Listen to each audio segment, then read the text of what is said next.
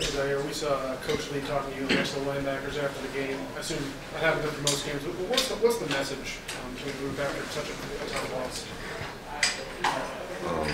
It was sort of along the lines of, what I said last week. He was just kind of saying, don't let your standards slip, because of the tough times we're going through, and how you react in the tough times is going to make the good times feel that much better. And he was just telling us that, despite everything that's going through, he's going to continue to give us his best effort, all he can ask is for us to continue to do the same.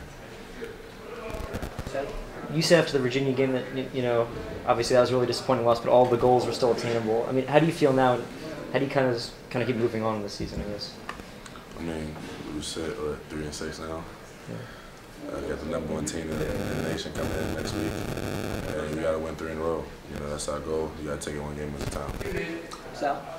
Sorry, being one of the captains, what's kind of your message to these guys, as you're dealing with all this?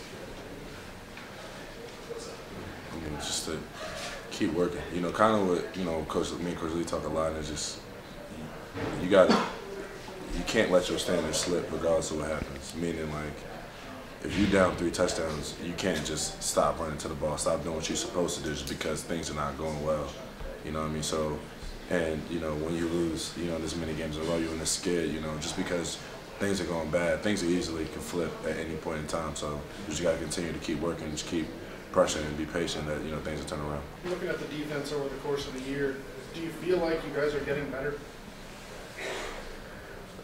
I mean, well, it's tough to say that when you keep losing games by larger margins, but